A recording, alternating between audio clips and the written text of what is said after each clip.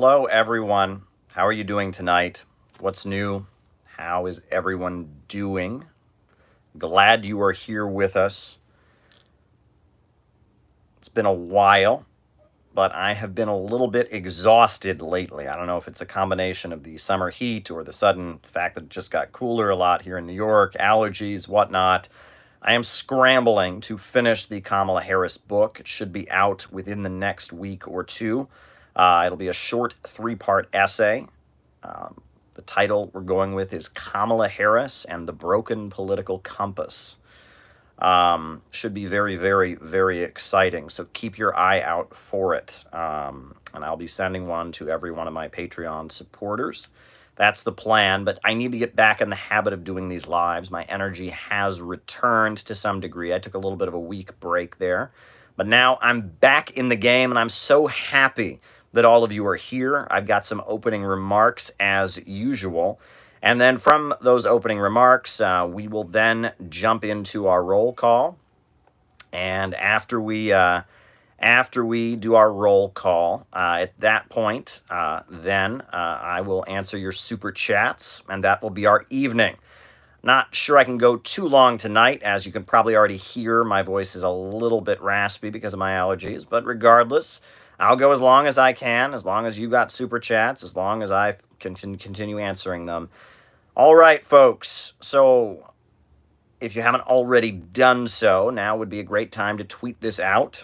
Now would be a great time to put this on Reddit. Now would be a great time to put this on Facebook. Make this your Facebook status. Hey, if you want to TikTok it while you still can, if Trump's ban doesn't go through, TikTok it, right? China, Vietnam, writing it down. China, Vietnam, invasion. But yeah, let's do our thing. Let's do our usual thing. Like I said, super chats are great. I'll answer them after the roll call. So why don't we jump into what I have prepared. So folks, today the right-wing YouTube channel that annoys me, Accelerationism. The right-wing YouTube channel that annoys me to the nth degree. It is really, really annoying. Electoral politics. PragerU. PragerU. They tweeted this out today. They had a video to go with it. This is the quote. Quote, "No matter where or when, capitalism always equals prosperity." No matter where or when, capitalism always equals prosperity. That's what PragerU said. Now, that's bull honky. That's absolute malarkey. That's gobbledygook. That's, oh geez, what are some other, that's poppycock. I don't talk about my job, so. Yeah, that's poppycock. That's malarkey. That's Belarus, writing it down.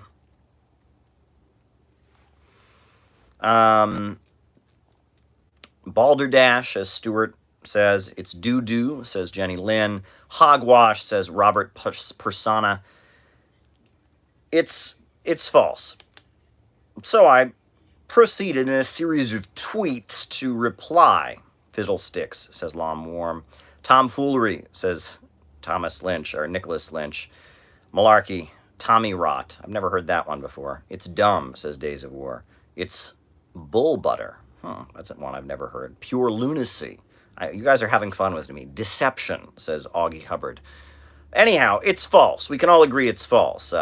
And it's false. And so I replied to it. And as I was replying to PragerU's dumb, bull honky, balderdash, poppycock tweet, I was forced to realize the importance of being a tankie. Because if I were not a tankie, I would not be able to answer their tweet. I would not have an answer to that bull honky, peep squiddle, whack tweet from PragerU. I would have no answer to it if I were not a Tankie. They tweeted out, quote, "No matter where or when, capitalism always equals prosperity." And they accompanied this with a graph that showed the beginning of capitalism and this upward, trend in wealth. Here's the thing, folks. How did I refute it? Well, in one of my tweets, I said, look at Central America. Honduras, free market capitalist government. USA toppled the socialist government in 2009. Poor, miserable, drug gangs, starving. Guatemala, free market government. Rios Montt dictatorship in the 80s. Pro-capitalist regime. Lucas achievements. Pro-capitalist regime. Guatemala.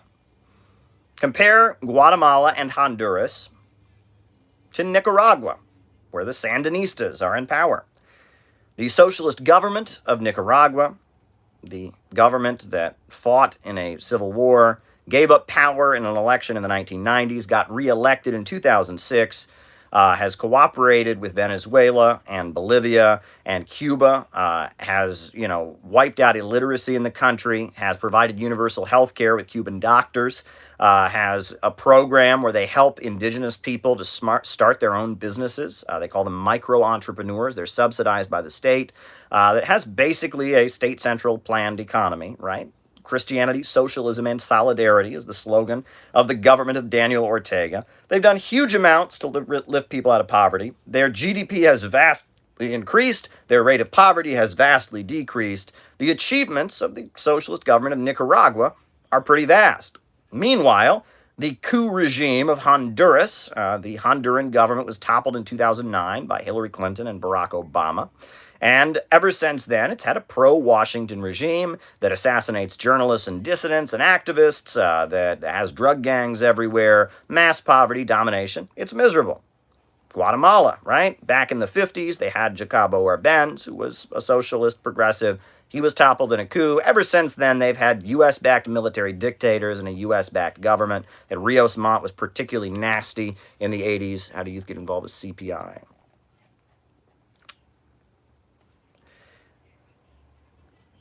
Yeah, particularly nasty dictatorship in the 80s.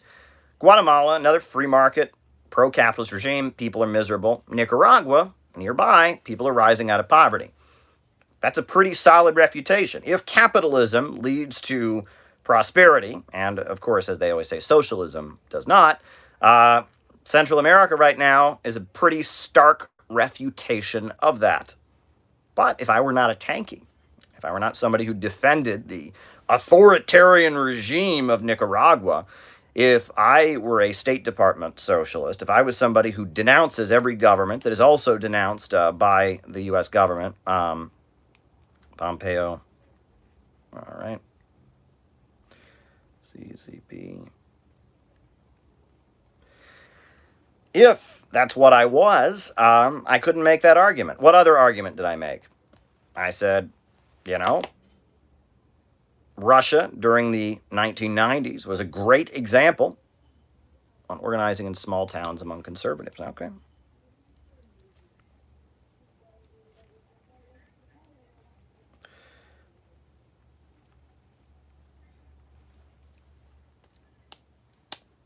I talked about how before socialism was introduced, Russia and China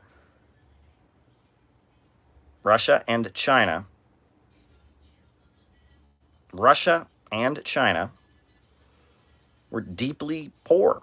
And it was with socialism, with state centrally planned economies, that they became global superpowers. I said, compare China today, which had a socialist revolution, with India today, which did not. Compare the amount of poverty in China versus the amount of poverty in India. Compare the amount of poverty reduction and vast construction that takes place in India today to what's going on in China. It's pretty clear that China has really, really benefited from having a socialist revolution, and India lags behind because it did not have a socialist revolution. But then again, If I were a State Department socialist, I couldn't make that argument because China is evil. China, I mean, if I were an anarcho-communist, I couldn't make that argument because, oh, China's just as capitalist as India. There's no difference there. So I wouldn't be able to refute him on that point. I said compare, all right, Russia,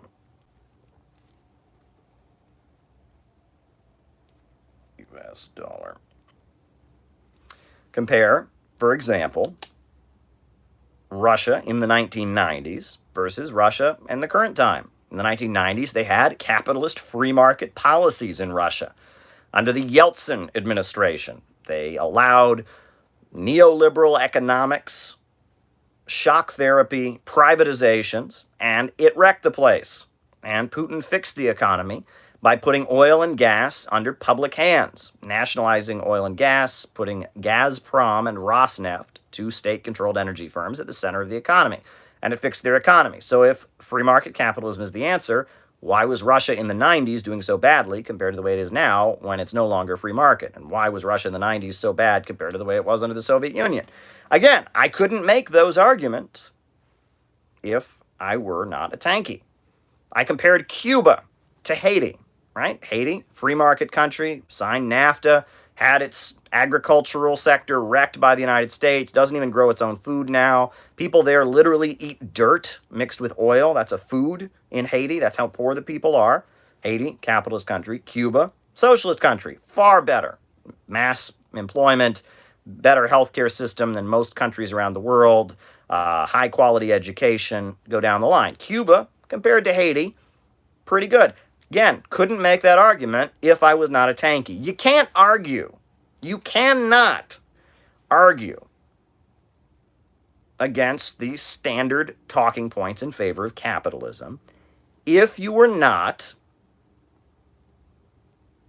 a Tankie. And the thing is, when it really gets down to it, a lot of anti-Tankies really don't care about that. PragerU tweets out, no matter where or when capitalism always equaled prosperity. That makes me mad because I know that that's the kind of policy that they use to, they say, oh, the free market's always the solution. That's how they get rid of things like food stamps. That's how they get rid of funding for things like roads. That's how they privatize the schools, right? We should have, schools for profit, charter schools. The market's always the answer. That's how they set up prisons for profit, right? Hey, the private companies can always do it better. Why don't we pay private companies to lock people in jail? What could possibly go wrong with that? All of this, capitalism is always the answer. That makes me mad. It doesn't make most of these leftists, doesn't make them mad. That doesn't make them mad. They see that tweet, they're just like, whatever, right? Oh, no matter where or when, capitalism always equals prosperity. It's that type of thinking that has led the living standard of American workers to plummet. It's that type of thinking that has justified all kinds of U.S. military interventions in which socialist governments are toppled so that big Wall Street bankers and international corporations can sink their fangs into developing countries. Yeah, when I see someone tweet out, no matter where or when, capitalism always equals prosperity, it makes me mad. It makes me really, really gosh darn angry. Gosh darn it. Oh, gee golly, it makes me mad. It makes me mad, boss. I can't take it no more. I'm just kidding, but it makes me mad. It's that kind of thinking needs to be refuted. And that kind of thinking also accompanies this socialism failed everywhere it's ever been tried. It makes me mad. Makes me mad. And I feel a need to respond. But in order to respond to that, I have to look into the successes of actually existing socialist governments, and actually look into their successes and defend them and show that state centrally planned economies have achieved a lot, whereas the free market imposed by the barrel of a gun by the United States hasn't. I have to actually look into the record. And if I couldn't do that, I couldn't refute that. But the thing is, a lot of these pseudo-socialists on the internet, they see that and they don't care. They see that tweet and they go, whatever, right? Who cares? right? They see that and they go, oh, he doesn't know what socialism is. He probably thinks socialism is like the Soviet Union or something. Socialism is actually just the post office. Or no, socialism is just like capitalism, except that every employee has a stock and gets to vote. And they see that. They don't care. They don't care. They don't care about the ideology that's destroying the lives of millions of American working families. They don't care. They don't care about the ideology that leads to ugly wars in which millions of people die. They don't care. They don't care. One of the arguments I made in response to that is I said, really, capitalism always leads to prosperity. Well, Libya was a socialist country, until 2011, and it had the most prosperous life expectancy, highest living conditions on the African continent. And then NATO bombs destroyed it, and it was forced at the barrel of a gun to join the free market system. And now things have gotten so bad in Libya that people are drowning on rafts trying to get out of there. But again, do these folks care about it? No, they don't care about that. They don't care. Now, if these people had written something, perhaps critical of transgenderism, God forbid, the floodgates would open. Oh, get them! If they had tweeted something, perhaps, sexist, something against abortion, something against gay marriage, the floodgates would have opened. Oh my God, every anarcho-communist and social democratic liberal would have just run at them. You can't say that! You can't say that! And they would have been right. I'm in favor of women's right to have an abortion. I am not in favor of homophobia or transphobia or racism or anything like that. But they would have just, if they had done something socially unacceptable, if they had said something that was racist, sexist, homophobic, or whatever, it would have been, the floodgates would have opened, and they would have run at them like, you racist! Ah! And of course, to those of us on the left, we would agree with that. We would say, yes, that would be PragerU being racist. But to the PragerU crowd, they're just going to snicker and go, facts don't care about your feelings. What, am I a big fat racist? That's what they're going to do, right? They don't care. They don't care, right? Ben Shapiro crowd, they don't care. You call them racist, sexist, homophobic, they don't care. Does that bother them one bit? No, not at all, right? Not at all. Not at all. Not at all, right? You call them racist, you call them sexist, you call them homophobic, they don't care. That's why they take the positions they take. If they cared about being called racist, sexist, and homophobic, they wouldn't be on the right to begin with now, would they? But when they tweet out, no matter where or when capitalism always equals prosperity, they think that that's confirmed by fact. They think that that's a factually accurate statement. It's not.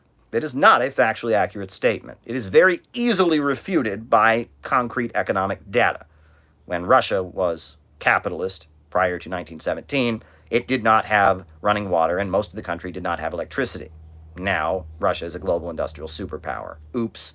Right? When China was part of the capitalist system, after the British forced them to join it during the Opium Wars and forced them to be part of the global free trade Adam Smith system, it was dirt poor. But then, starting in 1949, when they broke free and had five-year plans and state central planning and mass socialist construction, now China is the second largest economy in the world.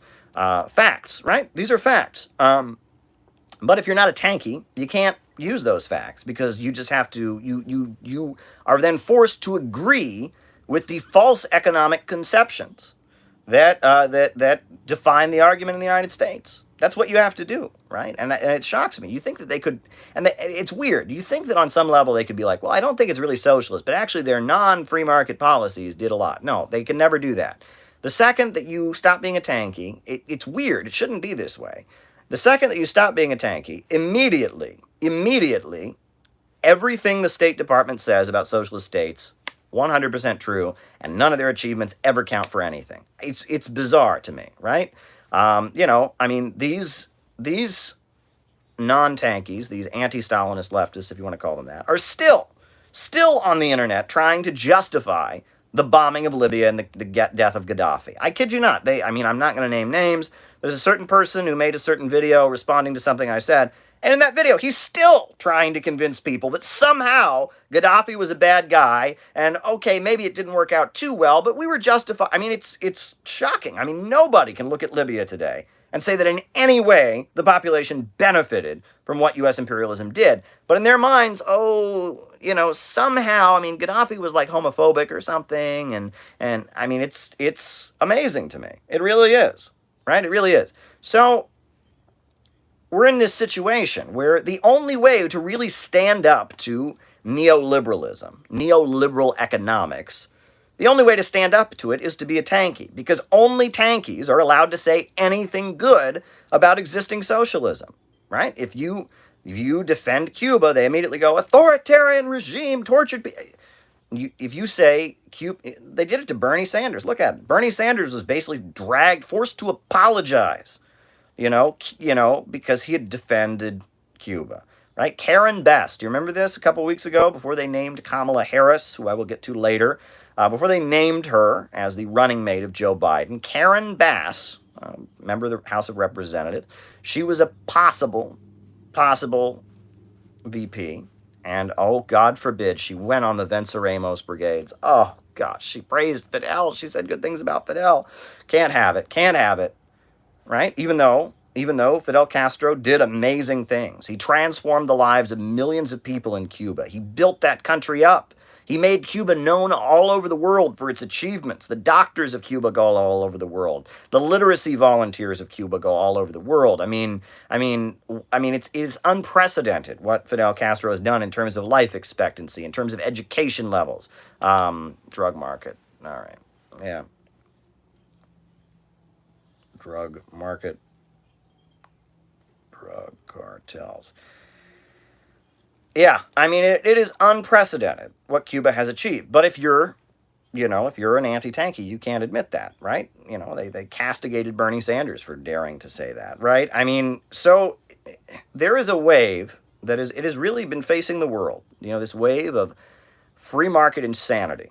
Right? Neoliberalism. You can talk about, Milton Friedman and the Chicago School.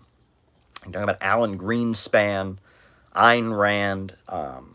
This stuff is toxic and dangerous, and it has looted countries all over the world. It's looted the United States. It's driving global living standards way, way down. But the only way to stand up to it is to be a tankie, because it is premised on the idea that socialism has never had any good economic results, that only capitalism has ever raised people out of poverty. Socialism has never had any economic successes. That is the premise on which neoliberalism is based, right? It is utopian capitalism. It is the belief that greed is always good, that the market is always the solution, because nothing other than the market has ever done anything good. And that's false. But the only way you can respond to it is by defending actually existing socialism. And when the left is dominated by cowards who refuse to do that, it's beyond me how anyone can think this, right? The basic economic data. What was the greatest period of economic expansion in the history of the world? What was the greatest and longest period of economic expansion in the history of the world? What was it? Well, it was the post-World War II economic boom. From 1951 to 1971, there was more economic growth in those years than there has ever been before or afterwards. It was a huge period. All kinds of people from 1951 to 1971 were raised out of poverty all over the world. Never before has there been that much economic growth. And where were the libertarians? Nowhere. In the socialist bloc, there was mass construction. China joined the socialist bloc in 1949. There were countries all over the Middle East that were getting aid from the Soviet Union, countries in Latin America. There was all kinds of growth in the socialist sector. Plus, it was the heyday of social democracy in Europe, right? So all over Europe, the governments, they're not having socialism, but they're guaranteeing everyone jobs, guaranteeing everyone education. The communist parties are big and calling strikes all the time. So it's the heyday of social democracy in Western Europe. It's the strength of the socialist camp. At no point was the socialist camp as big as it was at that point in the 50s and 60s, right? The huge expansion of the socialist camp. Plus, even in the U.S. aligned authoritarian regimes, you have the rise of Bonapartist regimes like Park Chung-hee in South Korea, like the Shah of Iran, that are doing all kinds of like state control kinds of things to raise people out of poverty, like setting up POSCO, the state-run steel industry in South Korea, like, you know, like the Shah building an airline in Iran. So all over the world, 1950s, 1960s, we're having the biggest episode of mass economic expansion in all of human history. Millions of people are raised out of poverty. And libertarians are nowhere. They had nothing to do with any of it. They're sitting back. No one was libertarian. Here in the United States, we had a very high tax rate. The labor unions in the United States were at the height of their strength. Right? That was the heyday of the auto industry in America, or the UAW, the United Auto Workers Union, this really powerful left-wing union, was organizing the civil rights movement and was representing auto manufacturing workers. That was like the heyday of organized labor, the Teamsters in America. It was like nowhere in the world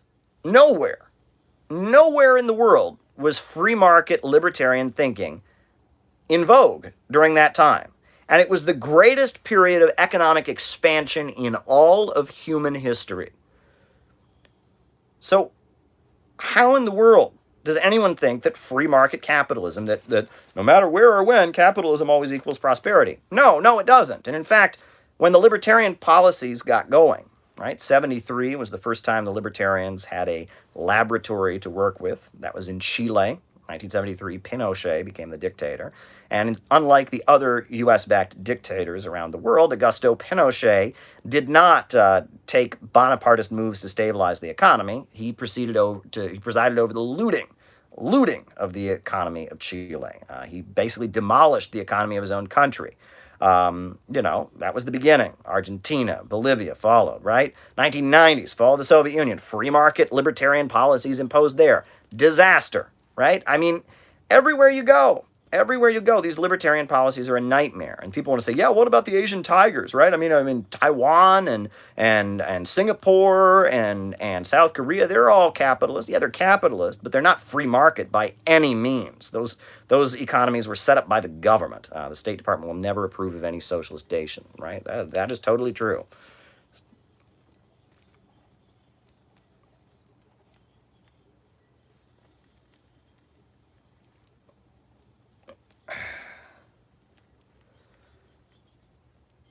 Right? So libertarian economics has failed everywhere it's ever been tried. The greatest period of economic expansion in human history was the height of the strength of socialism and the height of the impact of socialism within the capitalist world, where labor unions were strong, where social democracy was big. I mean, what PragerU tweets out is simply contrary to reality, right? When labor unions got weakened in the United States, the living standard went down. When the welfare states of Europe started to erode and have austerity in Western Europe, the living standards went down, right? When, neoliberal economics was imposed by the United States in the developing world, the living standards went down. Meanwhile, when socialist governments set up shop and instituted 5-year plans, started raising people out of poverty, living standards went up. I mean, these are facts. These are basic economic facts. And that's the interesting thing, is one of the critiques that I get. I always like to listen to criticism. People don't, have criticisms. One of the criticisms is they say, Caleb, you sound like a right-winger. Caleb, you sound like a libertarian. You sound like conservative. You're always talking about facts and stuff. Yes, I'm talking about facts.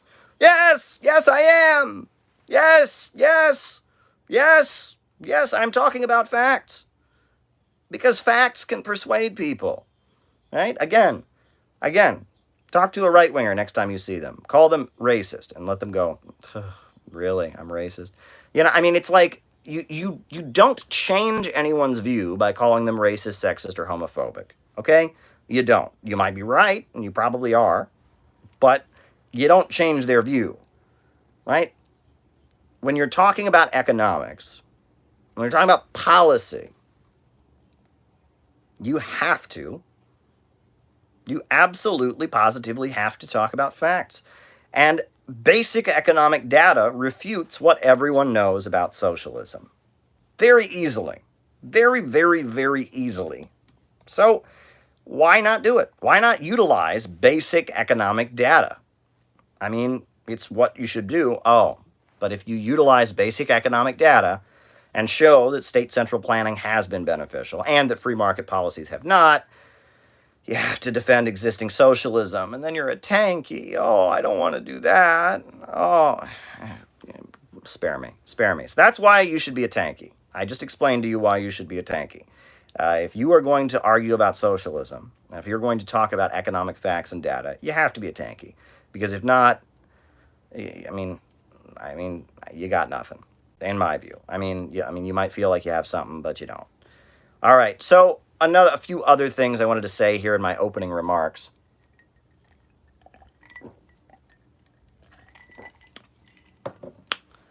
All right.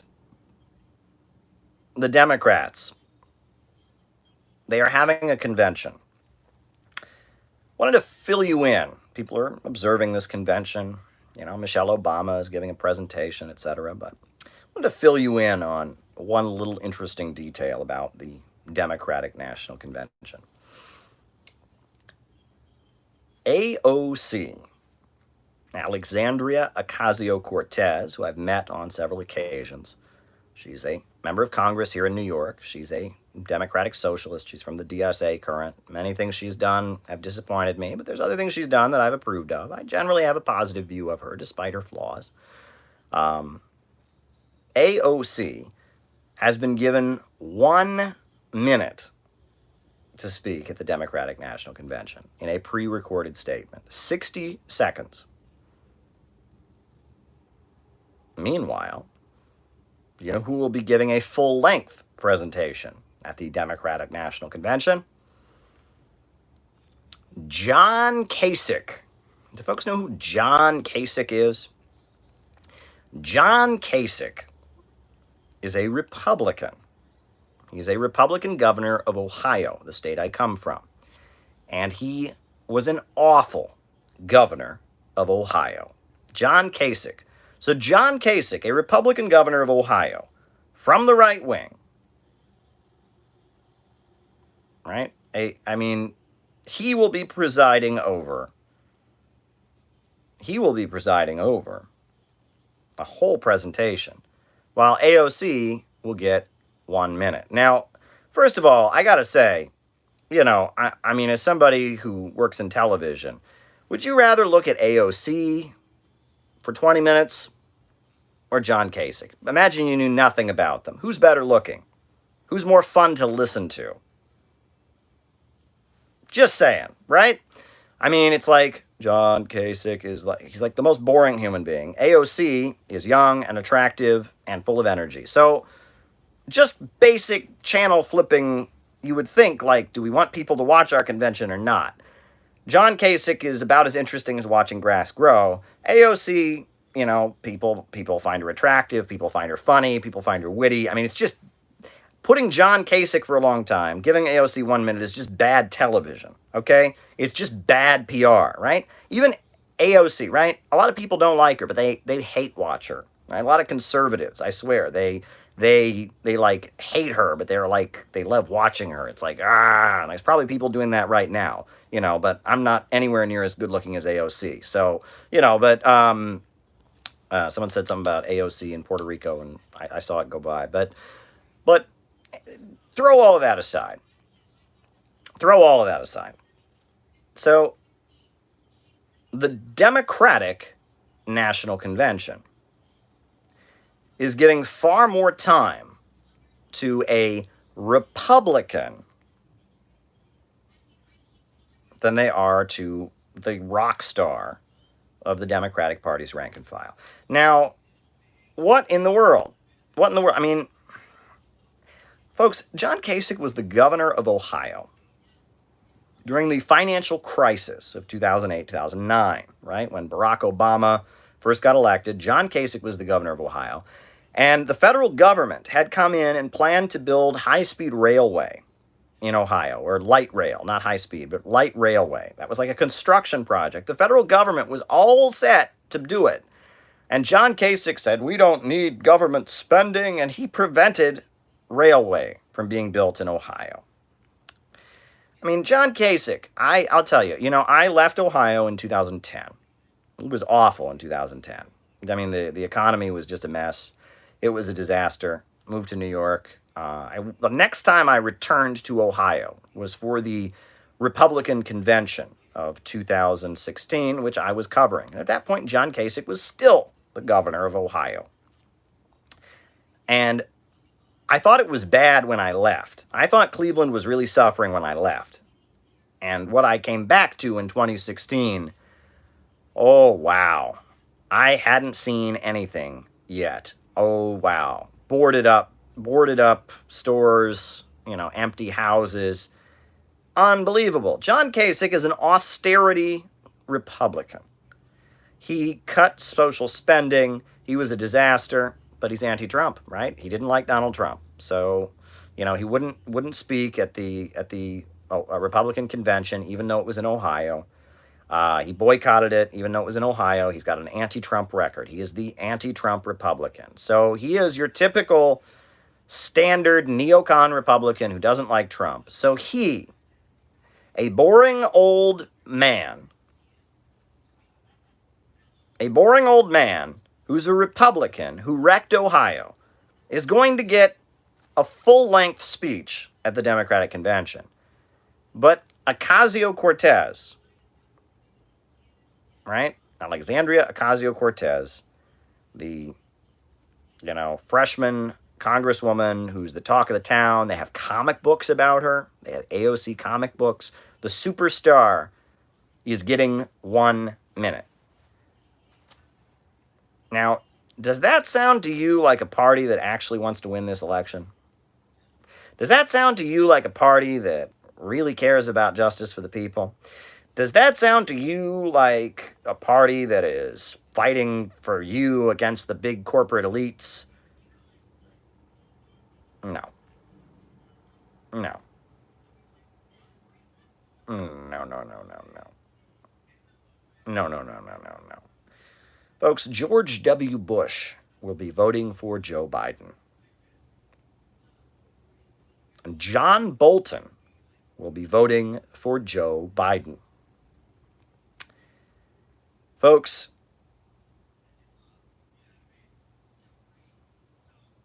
I got to tell you,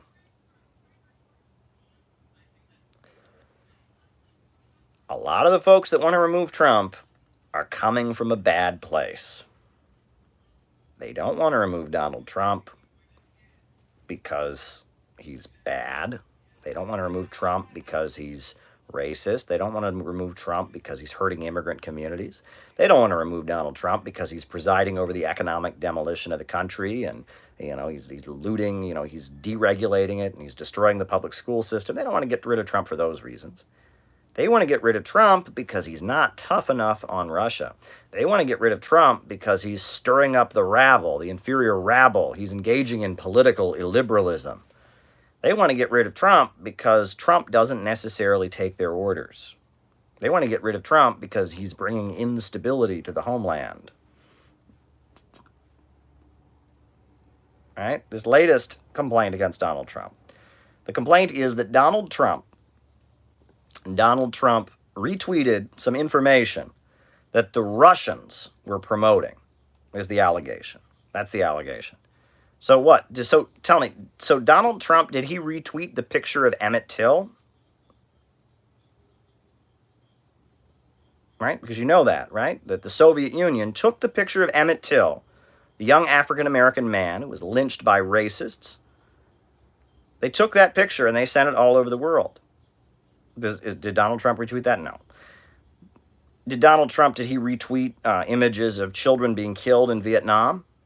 No. But that's an image that the Soviet Union sent all over the world. The allegation, it's a phone call. It's stuff about Joe Biden and his son and Burisma Holdings and Ukraine and stuff. But the allegation against Donald Trump is not that what he retweeted was false. It's that he retweeted something that is being strategically used by the Russians. Think about that for a moment. It is now out of bounds to make any argument that any Russian ever made. So, are you for civil rights? right? Well, the Russians used to talk about that. They used to support the Black Civil Rights Movement. They did, right? They invited Langston Hughes over. They had rallies. Stalin had rallies for the Scottsboro Nine. Well, anyone who marched for civil rights, oh, can't do that. The Russians did it. Doesn't matter if it's true. Does the Russians say it? Did the Russians say it? Then you're not allowed to say it. That's what they're saying. If a Russian said something and you also say it, that is improper. That is what they're saying right now. Am I the only person who sees how dangerous this is? How really, really dangerous this is? So it doesn't matter if something's true or not. True? Right? Who cares about truth? If Russia says something and you say something similar, you're out of bounds. You're helping the Russians. Like, has this ever occurred to anyone? I mean, did people sleep through the whole Cold War? I mean, do you remember when, they had marches against the Vietnam War, and these construction workers used to assemble with baseball bats and beat up the anti-war protesters, telling them to go back to Russia, you commies. I mean, this is so ridiculous. This is so ridiculous. So absolutely, positively ridiculous. So absolutely ridiculous. And if you're not concerned about the fact that now it is unacceptable to say something if a Russian said it, that is the argument of the Democratic Party. That is the Democratic Party's position. And if you're not a little bit worried about what will happen if those people get control of the White House and the executive branch,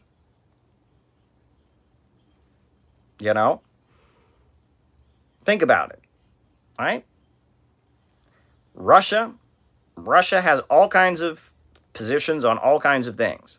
But the argument of the Democrats is that it is improper and it is somehow treasonous to say anything that a Russian said.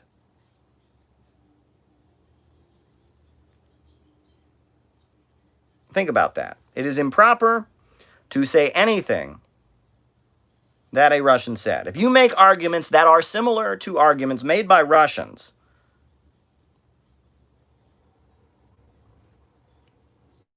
that's improper. You shouldn't be allowed to do that. Now, the implication isn't just that Trump is bad for doing it. It's almost like he's committed a crime. They want to make it illegal, right? So what if they had done that in the United States, right? What if they had said, you know what? Those Russians, they're always talking those Russians are always talking about the fact that there's racism in the United States. So what if they had made a law against talking about racism, right? The communists are always bringing up the race issue.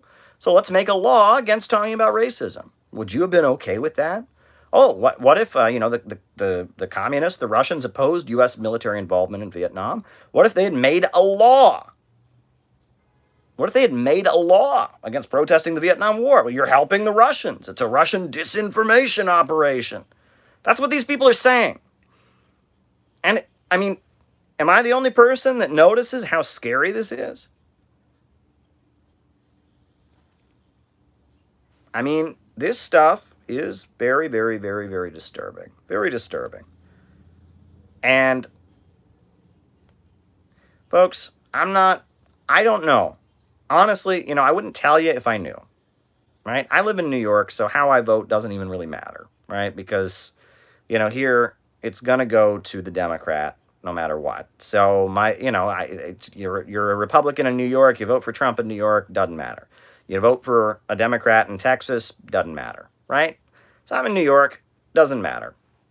It doesn't matter how I vote, according to the Electoral College, ultimately, right? If you're in a swing state, if you're in Pennsylvania, you're in Ohio, you're in Michigan, you're in Wisconsin, it really matters how you vote. Doesn't matter how I vote.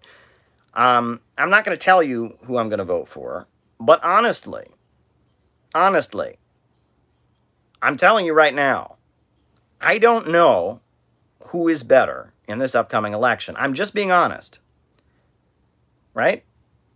Donald Trump is reprehensible. Right now, he's He's saying that cops are too restrained in dealing with protesters, right? Here in New York, we've got cops driving their cars into protesters. I mean, but he's saying to cops, "Oh, you're too restrained." I mean, he's basically telling cops that he will protect them if they're more violent to protesters. That's reprehensible. Absolutely reprehensible, right? Donald Trump is basically, he's in this Blue Lives Matter mode where basically if you're a protester, you deserve to get the shit kicked out of you by the police, and he thinks the police should kick your ass. He sent the authorities to Portland to drag people off the streets. We know what's going on at the border. We know about the immigrant detention facilities. Trump is reprehensible. Right? His escalation with Iran, killing Qasem Soleimani, attempting to violently overthrow the government of Venezuela. Donald Trump is absolutely reprehensible, and he's completely mishandling this pandemic. He has no clue what he's doing. Every state is on their own. No national unified strategy. No testing available immediately. People were being charged $5,000 for their tests when they first, did the responsible thing and got tested because he believes, healthcare's not a right. We can't give people stuff. You got to pay for it. I got $5,000. Trump sucks. On the other hand, what does Joe Biden want to do? Joe Biden is saying the problem with Trump is that he retweets things that are similar to what Russians say. When he gets in there, he's going to convene. Watch my video now. I did a video, Who is Behind Joe Biden? I read from his letter to the Foreign Affairs magazine. America will lead again. America must lead again. Joe Biden, his campaign platform is he's going to convene an international meeting to deal with quote-unquote disinformation on the internet. He's going to launch a huge crackdown on dissident ideas on the internet, right? He's going to do it. Plus, he's selected Kamala Harris as his running mate. Kamala Harris, a woman who has put black people in jail like you wouldn't believe and takes pleasure in doing so, in jailing the parents of children who are truant from school, of withholding evidence so that innocent people go to jail. A sadistic woman, a woman who takes pleasure and relishes the idea of harming other people. A woman who destroyed the lives of over 1,900 people because they smoked marijuana and then laughed about the fact that she also smokes pot. Ha ha! Sick woman, demented woman. Right? Folks, the Democrats plan to nail the door shut. They don't want any illiberal to get back into the White House. They are going to make sure that no Trump ever happens again. That's what they're planning to do. They want to make sure that no figure like Trump can ever get into the White House again. And folks, let's be real. You couldn't have had Trump without Bernie Sanders. If Hillary Clinton had not stolen the election from Bernie Sanders, Trump wouldn't have been able to steal the populist anger. Right? Bernie would have won. But the Democrats stole the election, and the populist anger went to the right. Folks, the Democrats are planning that if they get elected, they will nail the door shut. They will crack down on the internet. They will crack down on dissident ideas. And they will lock up the discourse. They will lock up the discourse to make sure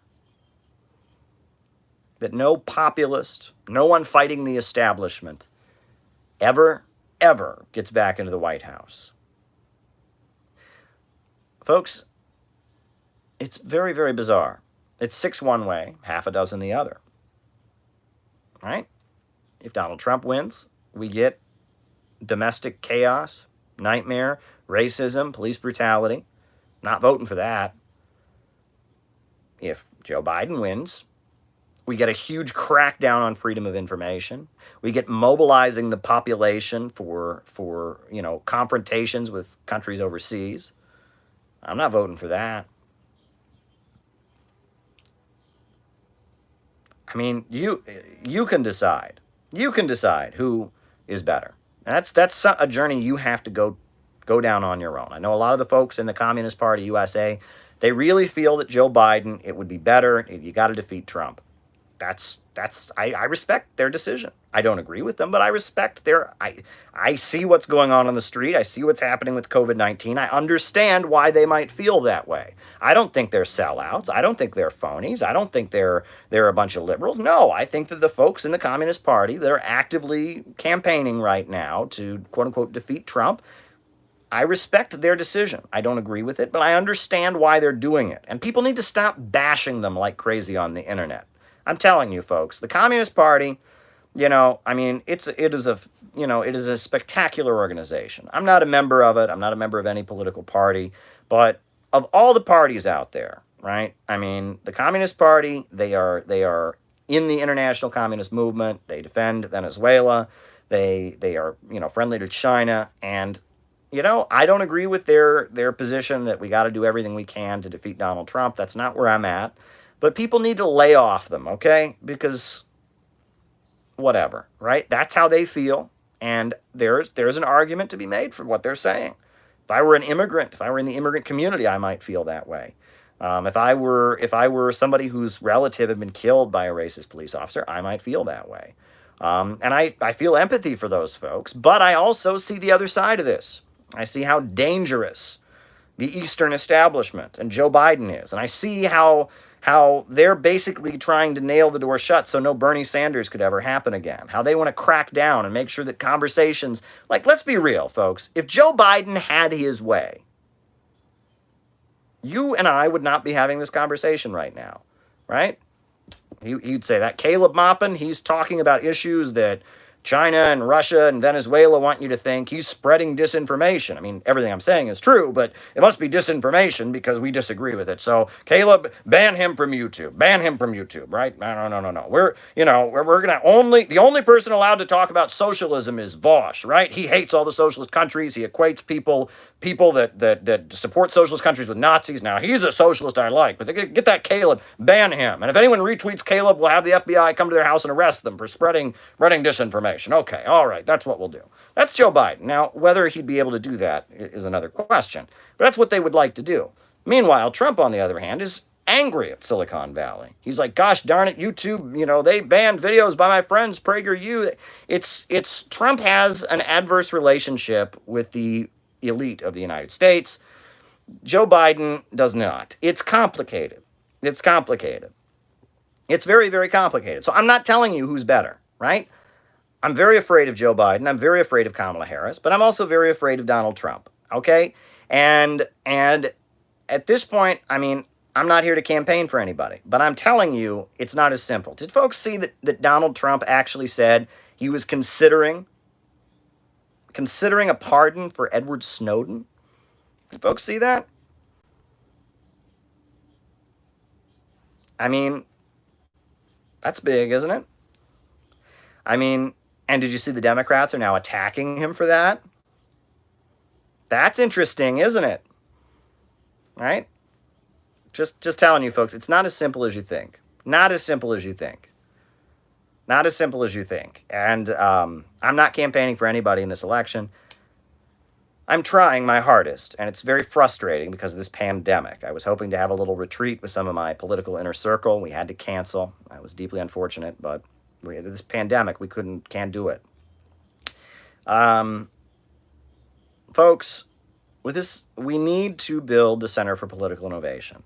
We need socialism, actual socialist ideas to be out there. We've printed a book, but we need to do more than that. We need to build the Center for Political Innovation. And when this pandemic, this nightmare pandemic and this nightmare election are over, we're going to move toward having the launch conference. Finally. It pains me that we had to cancel the conference in April. Pains me we haven't been able to move ahead, but the country just can't move ahead. But when we finally get to the point where we can have our conference, we are going to have an amazing conference, and we are going to launch a movement that will shake this country. I'm telling you, folks, I am getting contacted by people almost every day. Somebody on the West Coast just ordered 50 copies of the Green Book by Gaddafi, and they are so excited to start building building, a following for the Center for Political Innovation on the West Coast. I have been contacted by people in Arizona. I have been contacted by people in New Mexico. I have been contacted by people in Chicago. I've been contacted by people here in New York. So many people, the number of people that are coming to me now and saying, I'm ready to help you build the CPI. Massive. I mean, my Patreon, I set it up. Well, look how many supporters we have. I mean, this is unprecedented. It's amazing what's happening. We are snowballing like you wouldn't believe, and snowballing and snowballing and snowballing. Look, I'm not going to name names, but, look at some of the major communist parties in the United States, right? Some of the major ML groups. Look at the view counts on their videos, and look at the view counts on my videos, right? Now, that in and of itself isn't a good thing, because there should be more voices out there putting out what I put out, right? But there's a reason. We are in a different ballpark than these guys, right? These people that are selling their newspapers and forming the ML vanguard, we're in a different ballpark, right? The DSA, right, is a big coalition, a lot of great people in the DSA. We need to get to those folks in the DSA and get them to oppose imperialism and get them to understand that we need a government of action to fight for working families. We need to get those folks in the DSA and in the Bernie movement to be real socialists and anti-imperialists. That's what we need to do. And that is absolutely what we need to do. There's no alternative, right? And so we got to build the CPI. We got to build the Center for Political Innovation. And the more we get attacked, the more it means we're doing the right thing. I tell people, out of the movement and to the masses. We need to get beyond the people in the protest cage. We got to get to the broad masses of Americans. We need to start feeding people. We need to start caring for people. And while we do it, we need to give them ideology, give them an understanding of this system and capitalism and how we can get to socialism. We need to give them a road to a better world. That's what we have to do. Our work is cut out for us, folks. Our work is absolutely, positively cut out for us. I'm glad I'm back with you today, having a lovely YouTube chat. Now I'm going to drink the last of my orange juice. Don't worry, I've got plenty of water. We'll do our roll call, and then I'll answer your super chats.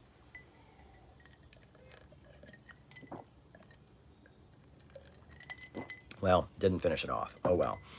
All right, names and locations, folks. Who's with us tonight? Names and locations. I'll call you out as I see you. Names and locations. Names and locations. Names and locations. Assange, Delaware. Fairhope, Alabama. Pennsylvania, USA. Las Vegas.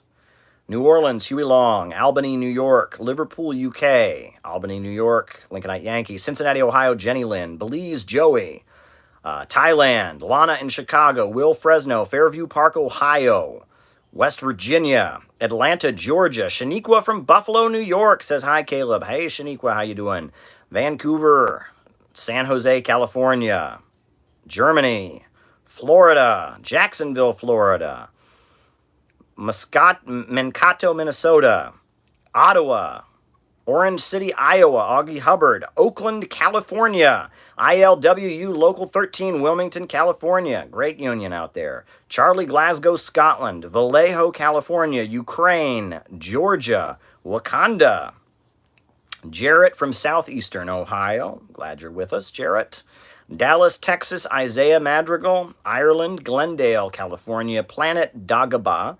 Jack Dundee. Mohsen from Iran. Denver, Colorado. Rocky from Reno, Nevada. Manchester, New Hampshire. Medina, Ohio. Frank from Columbia, Missouri. Mo from Pomona, California. Lagos, Nigeria. Indianapolis, Indiana. Hello from California says, we need critical thinking. Free Assange, Lithuania. QSS. Harold Sullivan in Naples, Florida. Upper West Side, that's here in New York. Mount Doom. Queens, New York. Keaton, Illinois. Bacau, Romania. Billings, Montana. Marcos, Rio de Janeiro. Wilkes Barre, Pennsylvania. Queens, New York. The Chaos of Florida. OP Coast, Florida.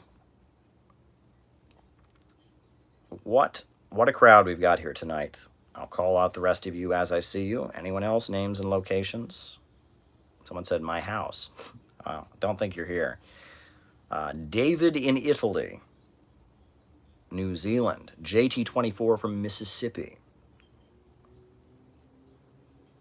Is centrally planned economy the only thing that makes countries socialist? Okay. Moscow.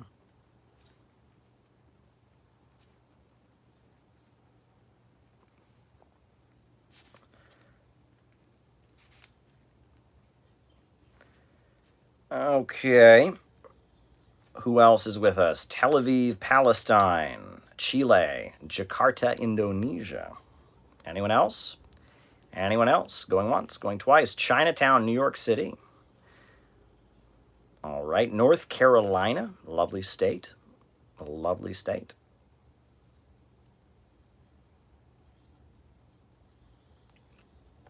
All righty. North Japan. Okay. All righty. Okay. So I'm going to start answering Yellow Springs. That's a nice town in Ohio, right? Antioch College.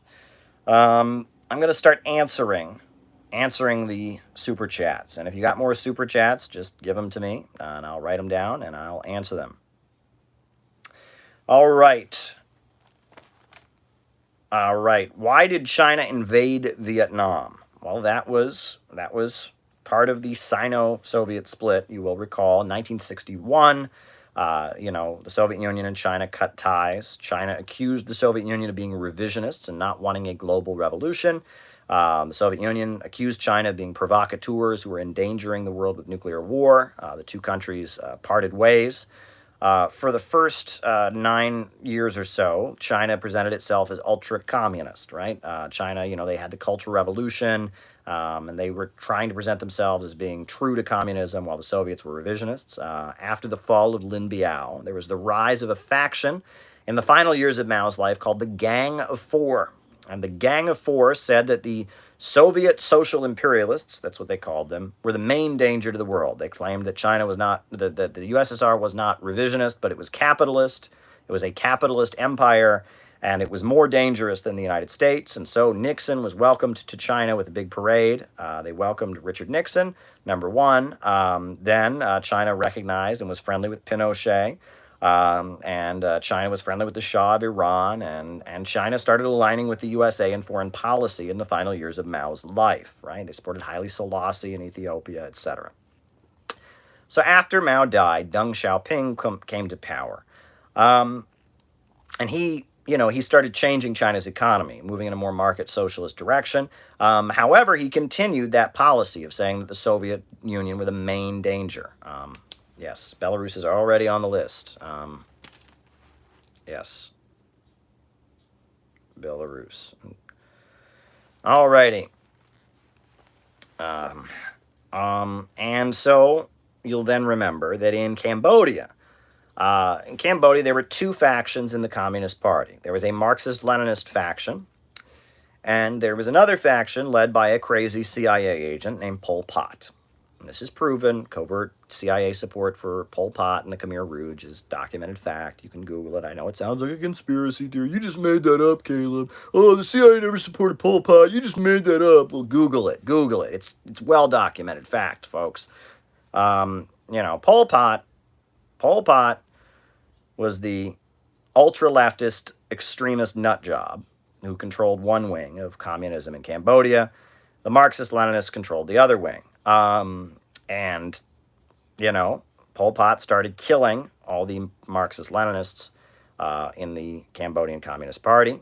Pol Pot did not believe in industrializing Cambodia. He said that Cambodia could have socialism on the basis of agrarianism. It could be an agrarian socialist economy.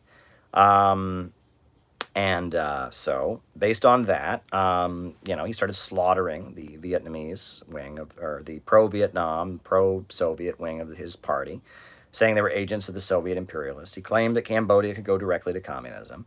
Pol Pot called himself a Maoist, and he was a crazy ultra-leftist nut job.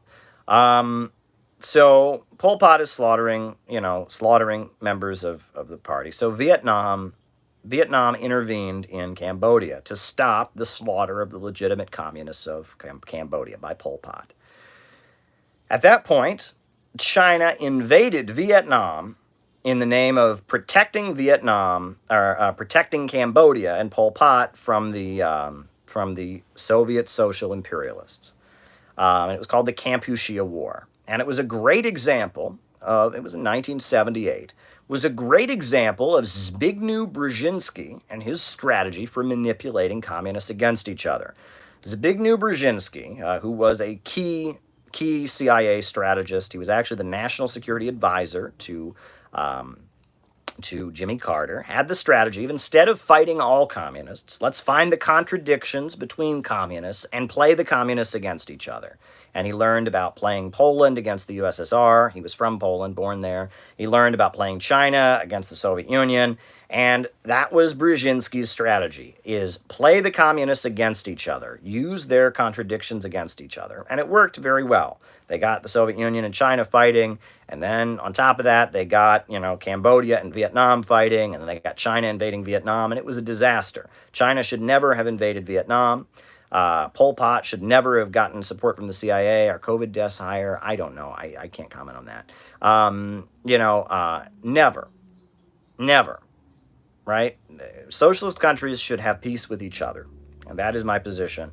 It was totally unprincipled for China to invade Vietnam. It was the wrong thing to do. I like Deng Xiaoping in many ways. I think his economic policies were very, very brilliant, but his foreign policy was dead wrong. I also think that Pol Pot was a crazy ultra-leftist extremist, and that crazy ultra-leftist extremists are quite useful when it comes to, fighting against actual socialism. So, yeah, that was a disastrous episode. And it should never have happened. And no, I don't hate Mao. I admire Mao a lot. I think he's one of the most influential people, but he made big mistakes. And the Gang of Four era and the Cultural Revolution were not good, in my view. I think Mao played a very positive role in raising China up out of poverty and, and starting China on the road it is today and, and defeating Japan and such. But, Mao made a lot of mistakes too. The same can be said for a lot of socialist leaders. All right. Accelerationism.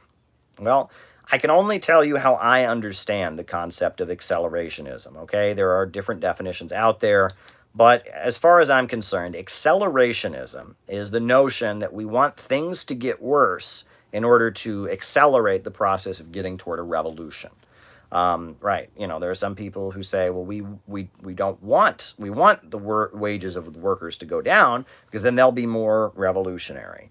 We want people to be hungry and starving because then they'll be more revolutionary. This is not correct, because conditions in and of themselves don't make revolutions, right? People suffering in and of itself doesn't make a revolution. And in fact, if people suffer, and that's all that happens, right? And people just suffer, it's actually quite demoralizing, right? If people suffer, but they don't fight back, right? If you get in a position where, I don't know, your boss does something really, really awful to you and you just have to take it and there's no way you can really push back, it demoralizes you as a person. It weakens you. It doesn't make you feel, it might make you more bitter, might make you more resentful, but it doesn't really empower you. Right? Think about it, right? If you're in a situation where you're being bullied, for example, just being bullied alone doesn't make you want to fight back, doesn't make you better, right? Now, you might fight back, but if you're in a situation where you can't fight back and you just have to take being bullied, does that make you a stronger person? Of course not. It makes you a weaker person. It kills your spirit in some level. And just having the workers suffer doesn't lead to a revolution. It makes them more open to revolutionary ideas. Thank you, Herb Bryant, for A. I appreciate it. That doesn't make people more revolutionary. When people suffer and there is an organization that can mobilize them to resist, that empowers them. Conditions alone don't make a revolution. Right? It requires the people to be in motion fighting back against their conditions, number one. Number two, it requires revolutionaries that can make that fight back into the fight for socialism. So those who advocate accelerationism, they think, I just want things to get worse in society. And once they're worse, why then people see we need to never. It doesn't work that way. If people don't learn that they can fight back, number one. Number two, there's no revolutionary organization that can transform that fight back into a revolution. You don't get a revolution. You just get people that are demoralized because they've been through a lot. They've suffered. That's all you get. That's all that happens. That is all that happens. So accelerationism is not correct. On top of that, another big problem with accelerationism is that communists, socialists have to be advocates for the working class. They have to be wanting things for the working class to improve. So if communists are going around supporting things that make things worse for the workers, they're not revolutionary. Because the working class is going to say, you're not supporting me. You're my enemy. You want things to get worse. So no, accelerationism is an ultra-left deviation. I remember, folks, great example of accelerationist thinking. I remember during the Occupy Wall Street protests, years back, right? I sound like an old man, right? It was at least 10 years ago now. It's about almost 10 years ago, so I sound like an old man probably. But back when I was a young man, there was a thing called Occupy Wall Street. But there was this thing called Occupy Wall Street. And I remember, I was the political grouping I was in was advocating. We were saying that the Occupy Wall Street movement should demand a jobs program, a federal jobs program for the unemployed. And they wanted to call it, we called it Occupy for Jobs. It was like a protest activist group that we formed called Occupy for Jobs. And we were trying to get Occupy Wall Street activists to demand jobs.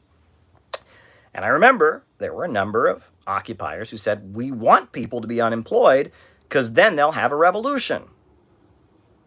That's accelerationist thinking. It doesn't work that way. There's mass unemployment right now. Do you see a revolution happening? I don't see one, right? Bad conditions alone do not make revolutions. If that was the case, there would have been a revolution every day in medieval Europe because the conditions were very, very, very bad in medieval Europe for hundreds of years. There was not a revolution, right? People become more open to revolutionary ideas when there's a quick, dramatic drop. Not when there's a slow decline. No, when there's a quick, dramatic drop. When there's a sudden change. It's that contrast. I used to be okay. Whoop. Now it makes things worse. That's one thing.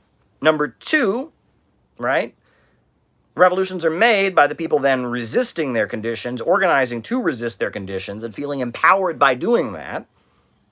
Number two. And number three, that resistance, that spontaneous resistance alone, cannot make a revolution.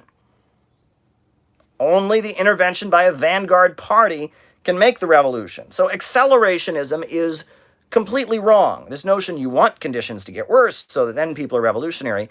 People don't become revolutionary simply because conditions are worse. There's a lot more to making a revolution than just things getting worse and people getting mad.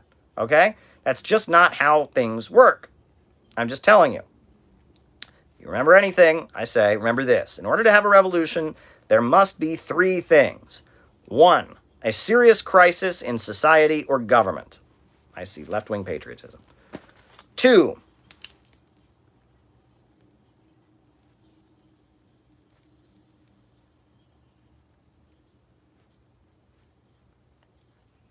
okay, starting again. You remember anything I've said tonight? Remember that you have to have three things in order to have a revolution. One, a serious crisis in society or government. Two, mass rebellions and resistance among the people. And three, a revolutionary vanguard party that can transform the resistance and rebellions among the people into a fight for socialism. If you do not have all three of those things, you don't have a revolution. And this is actually Lenin. This is a quote from Lenin that watch my class. I gave a class. You can pull it up right now. The Actual Nature of Revolution. Watch it. Watch my class, The Actual Nature of Revolution. I discuss how revolutions are made. You must have a serious crisis in society or government, a crisis that includes the ruling class, that members of the ruling class in and of themselves are fighting with each other and there's instability. Number two, you must have serious rebellions among the people. And number 3, you must have a revolutionary organization capable of transforming those rebellions among the people into the fight for socialism. If you don't have those 3 things, you don't have a revolution. And accelerationism disregards all 3 of those things. It just says, oh, we just need things to go to hell. Wrong. There was an ultra-left in the history of the United States. He actually made a very big contribution in contributing and spreading Marxism around the world. His name was Daniel De Leon. Daniel De Leon. And Daniel De Leon, he was the founder of the Socialist Labor Party. But he argued that he didn't believe in labor unions, right? Because the answer was socialism, not labor unions. At the time, there was a big fight against the trusts, right, which was monopolies. Capitalism was centralizing into the hands of a few. There was a big mobilization of working class people and small farmers and others fighting against the trusts. He said, no, the trusts are good because it'll get us closer to socialism, because it'll be easier to nationalize after the revolution. That's ultra-leftist accelerationist thinking. It's not understanding how we get to socialism. It's basically it's ultra-leftist thinking. That's what accelerationism is. It's an ultra-left deviation. Next one.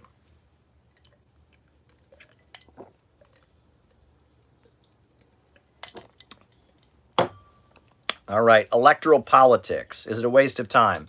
No. Revolutionaries have engaged in various kinds of electoral activism at various times, and it has had benefits. I mean, one thing that's very important, and I think there should be more of this, is communists running for office on an openly communist platform. That's electoral activism. And Daniel De Leon used to do that. Eugene V. Debs used to do it. William Z. Foster, Gus Hall, they used to run on a communist platform to get the message out, to promote communism. That's great, and that's not a waste of time. And in fact, boycotting the elections is a big waste, because for a lot of people, especially in non-revolutionary times, the only time they ever think about politics is when it's time to vote. So if you don't have your name on the ballot and you're not putting your ideas out there, you just, wasted an opportunity. So that's one way communists participate in electoral activism, is through running their own candidates. Another way communists engage in electoral activism is to build coalitions, right? Henry Wallace, he was a Democrat. He was vice president during World War II. He didn't agree with the Cold War. He didn't agree with Jim Crow segregation. So he broke with the Democratic Party and he formed the Progressive Party. And he ran in 1948 against Harry Truman. And communists participated in that campaign a lot because it was a great campaign. It was about building a coalition. He didn't have any chance of winning. It was going to be a Democrat or a Republican, but that campaign made a statement. It showed strongly, absolutely strongly, that there was opposition to the Cold War, there was opposition to Jim Crow segregation in the United States. It was a very important campaign. So communists, when they're not running on a communist platform, they can run in order to build a coalition. The Green Party, they run great presidential campaigns in the past. Now, they haven't been in it to win it, but these Green Party presidential campaigns, they have been about building an anti-monopoly coalition. That's another way you can participate. But sometimes communists participate in elections in order to just vote for one of the mainstream candidates. In 1864, if Abraham Lincoln had lost the election, the South would have broken out of the United States. The Civil War would have ended, the South would have gotten to secede, and there still would have been slavery in the South. But the Marxists and supporters of Karl Marx campaigned like hell for Abraham Lincoln, and they were right to do so. And Abraham Lincoln won the war and defeated the South. In 1936, Roosevelt, who was an ally of the labor movement, who was enacting all kinds of progressive reforms, ran against the Republicans. And the Republicans were far more sympathetic at that time to Nazi Germany. The Republicans were very hostile to the Soviet Union. They didn't like that Roosevelt had recognized the Soviet Union, was friendly to the Soviet Union. They hated the labor movement in the United States. 1936, the Communist Party ran a presidential election campaign. Earl Browder told people not to vote for him. He said, don't vote for me, vote against the Republicans. That was the correct thing to do. Because if the Republicans had won the 1936 election, it's very likely the United States would have been on the other side of World War II, right? There was a division in the ruling class. The Rockefellers and Roosevelt were pro-Soviet and pro-organized labor. The rest of the ruling class, the National Association of Manufacturers, and etc., they were not. There was a fight in the ruling class, and the communists built a popular front with Roosevelt. And it was very, very successful, and it won all kinds of huge victories, like, the sit-down strike wave, like, unemployment insurance, for goodness sakes. I mean, it was a great strategy thing to do for communists. It was a very important thing for communists to support Roosevelt. If they hadn't supported him in 1936, this would be a very different country. Now, in 1932, voting for Roosevelt wouldn't have been correct because he was a very different person in 1932. After that, it's complicated, right? In 1940, the communists, they thought that Roosevelt was a warmonger, was pushing the country into World War II too aggressively. So it's complicated. But in that 1936 election, if Earl Browder and the Communist Party had not thrown all their weight behind Roosevelt, if Roosevelt had not won the election, it would have had a big impact. Every so often, there are elections that have a big impact. I think this year is not one of those elections, but, it could happen, right? And that yes, electoral activism is not a waste of time. Not a waste of time by any means. Did communists always vote blue no matter who? No, they voted for Republicans in 1864.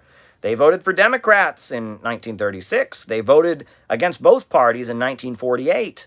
No, that's what I'm telling you. It's based on a strategic assessment of what's necessary at the time. Is it necessary to run our own candidate and to just build the communist movement and just support communist candidates who have no chance, but you're just getting the word out there? Is it important to build a coalition, an anti-monopoly coalition party like the Progressive Party, the Green Party? Is it important to support one of the major candidates because the stakes are so high? That's an assessment you have to make in every instance, right? And sometimes communists can win. Let's not forget that, right? I mean, Charles Barron in the City Council of New York City, I consider him to be a communist. I mean, he's not a member of the Communist Party, but he's got a picture of Lenin in his office. He calls himself an elected revolutionary. He's like a black nationalist, former Black Panther communist, right? And it's good that he's there, right? There are some other city council people and stuff around the country. It's, communists getting elected is a good thing. It's not that simple. Let me just put it that way. Okay. Belarus. Now I've got a few of them. A few people asked about Belarus. I'm gonna hammer them all at once. Okay. All right. So the latest news, by the way, on Belarus is that they're going to be putting in a new constitution. Right. They're going to have a new constitution. Basically, because of all the protests, Lukashenko is calling for a new constitution to be ratified so they can have new elections like the opposition wants. Lukashenko's policies have been very good for Belarus. Now, I know there's a bunch of people going, oh, that can't be true. You just made that up. Well, I'm sorry. Lukashenko presided over preventing shock therapy economics in the 1990s. All the other socialist countries, former socialist countries of the Eastern Bloc, were privatizing things, mass unemployment, mass prostitution, mass drug dealing. He maintained the state-controlled economy in Belarus, and Belarus has full employment. Belarus has done pretty well compared to the rest of the Eastern Bloc. Alexander Lukashenko, who is very much an admirer of the Soviet Union, very much an admirer of Stalin, very much an admirer of the achievements of the socialist countries. He's, it's a socialist society. I mean, the banks, factories, and industries are run by the people. Hugo Chavez was really, really a big fan of Lukashenko. The economic policies, right, of basically maintaining state control over the economy have been very successful in Belarus. That said, someone asked about his achievements. They're there. There's a very good book, The Last Soviet Republic, which talks about Lukashenko's great achievements. Economically, in terms of fighting poverty, and etc., he's done a decent job. Now,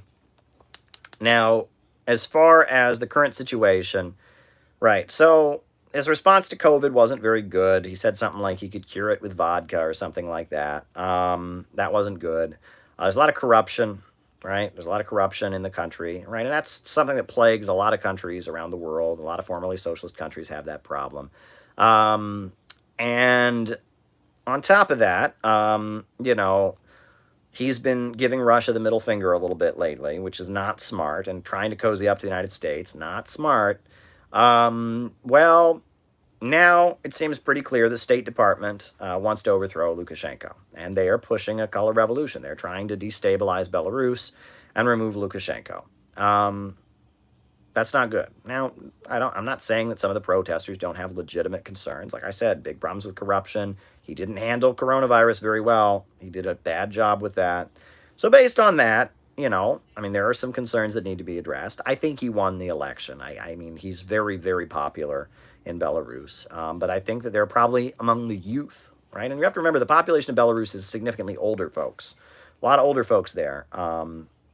But, among the younger people, there's a lot of dissatisfaction. And I think that if he and some of the protesters, the ones that actually want to change the country, the ones that aren't State Department shills, that aren't working for the USA, the ones that actually want things to get better in Belarus, right, but are frustrated with his policies, if he's able to sit down with them, give them some representation in the government, put out a new constitution that has a little more plurality and stuff, that would be a great thing, right? And that I hope that the folks in Belarus that have legit concerns can be heard, number one, and that the State Department, destabilizers, the ones who basically want to pull off another Euromaidan and set up another, those kind of folks, I hope that they can be marginalized and ignored, right? I think that there are people in Belarus that have legitimate concerns, and I hope that Lukashenko will sit down with those folks and make an agreement with them. And I hope that the far right, or the elements in Belarus that want to overthrow socialism and want to make it a U.S. colony, I hope that they're marginalized and isolated. And I hope that process can begin. I don't want to see socialism overturned in Belarus. I don't want to see capitalism instituted in Belarus. And I hope that this whole crisis can be resolved. And I hope that Lukashenko will learn to get along with Russia and China and the rest of the anti-imperialist camp. I hope he'll learn that cozying up to Washington doesn't help him, because the United States is at this point still trying to overthrow him. Didn't do him any good to kiss up to the United States and be used as a tool against Russia. Didn't do him any good, right? I saw articles. Unbelievable. I saw articles in Bloomberg News about 3-4 months ago talking about, the economic, Belarus's economy is doing very, very well. And it's like, it's been doing very, very well since the fall of the Soviet Union, but they didn't notice it. But now that he's kissing up to Washington, it's safe for Bloomberg News to admit the good things he's done. He's had, he didn't go along with free market deregulation of the country, and he's had some very big economic achievements for the country. I mean, he's kept the country protected. There's a lot more stability. There's a lot less crime there, right, et cetera. I don't know what Union State is. I don't know what that is. So, all right. That's what I'll say about Belarus. How do youth get involved with CPI? What do you think about the World Economic Forum calling for a great reset in the fourth industrial revolution? All right.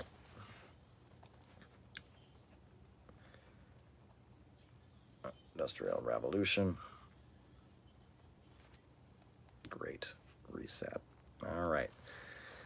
Okay, alrighty. I generally, as far as youth, I do work, I think you need to be over 18 to work with me. You know what I mean? I think that's pretty standard. Unfortunately, if you're not 18 yet, your parents kind of, I think you need to be a full adult before you really can start fully working with the CPI, just because, that's legal concerns and such.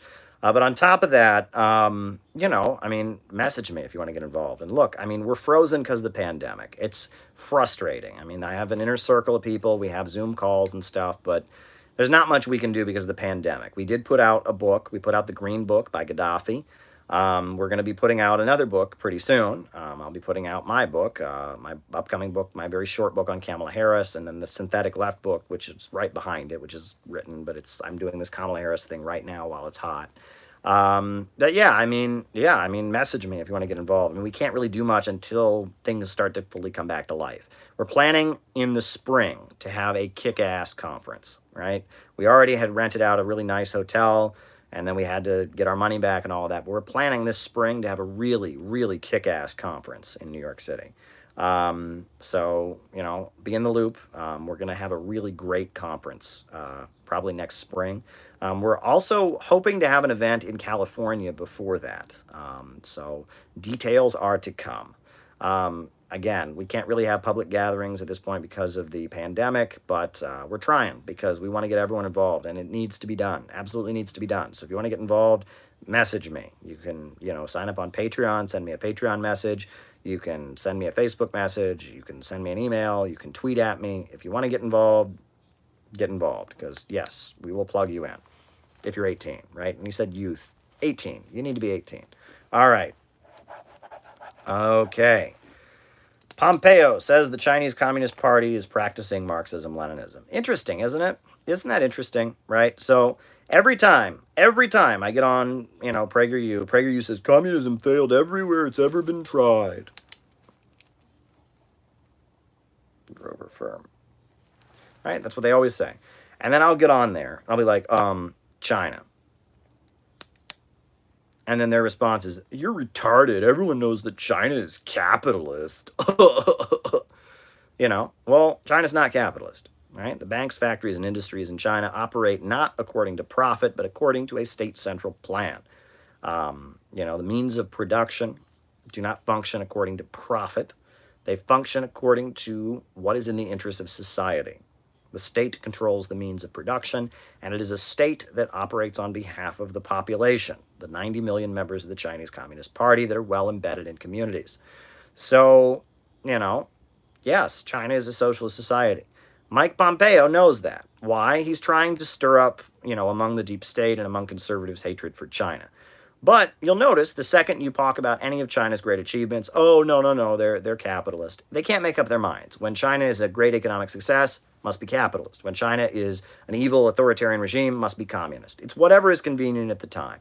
Communism, and they play completely loose with it. Communism and capitalism, the definition changes based on the convenience of the argument.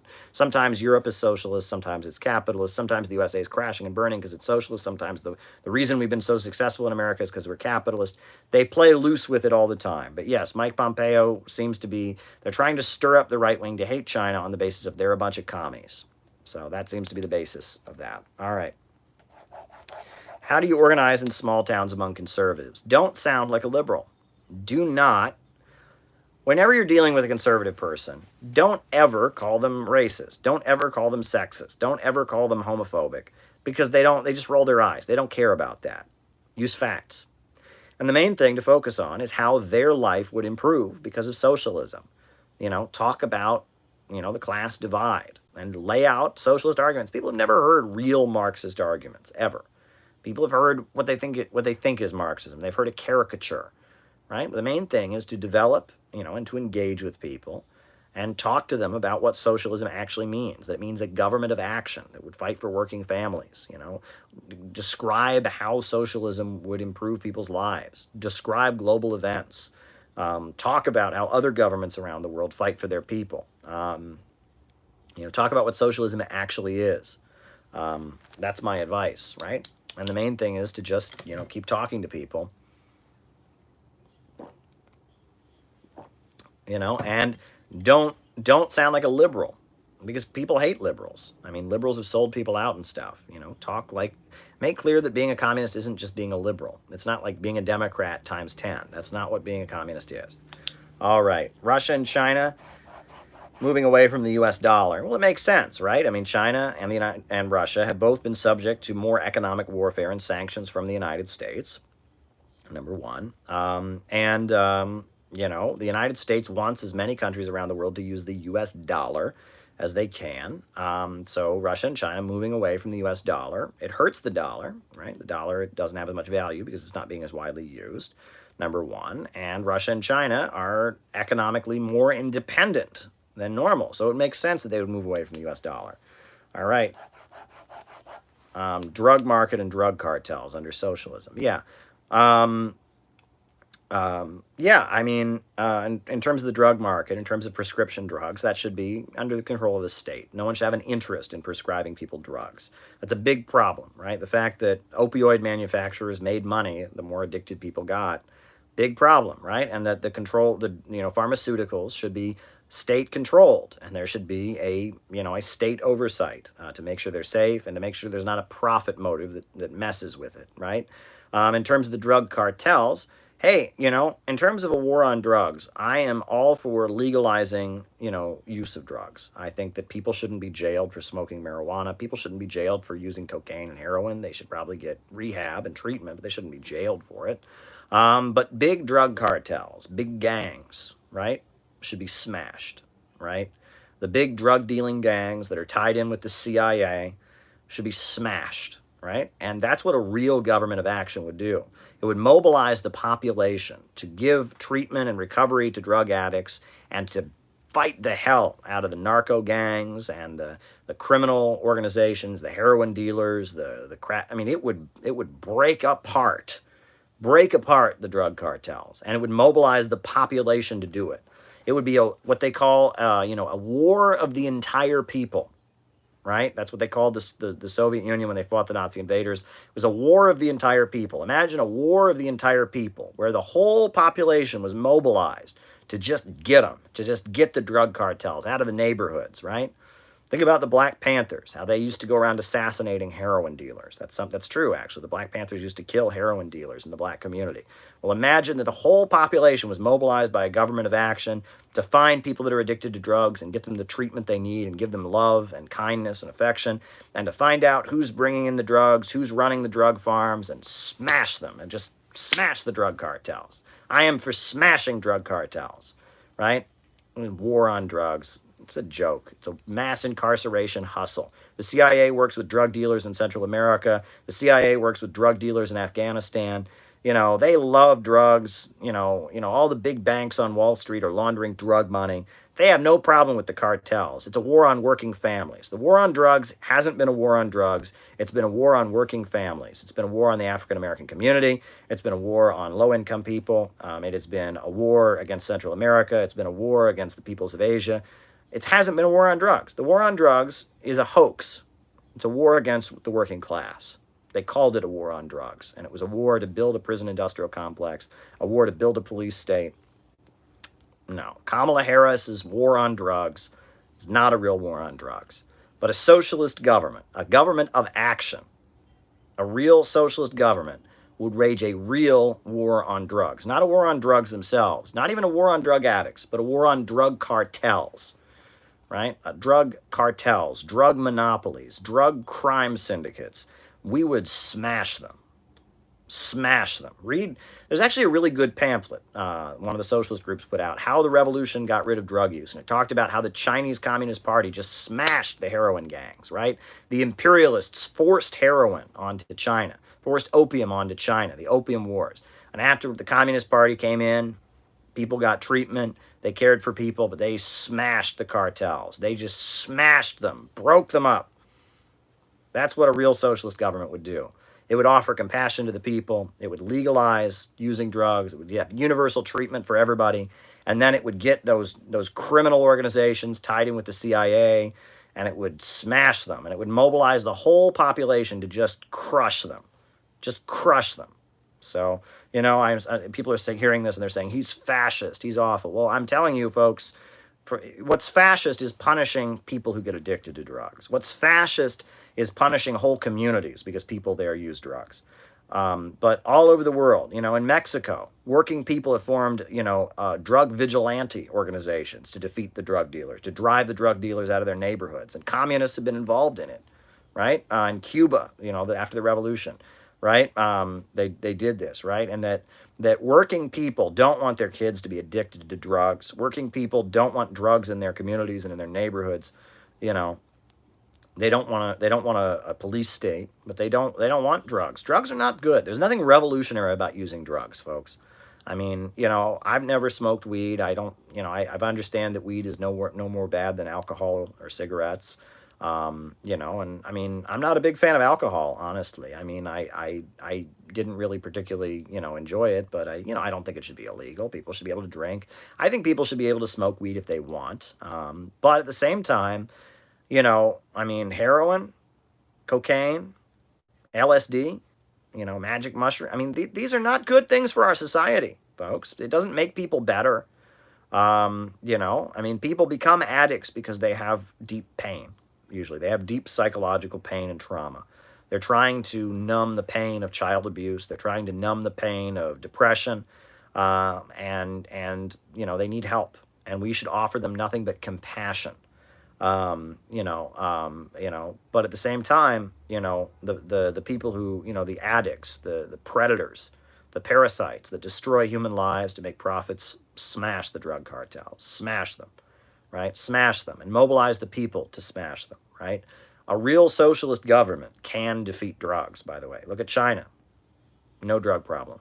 Cuba, no drug problem, right? A real socialist government can smash drug cartels. Just saying.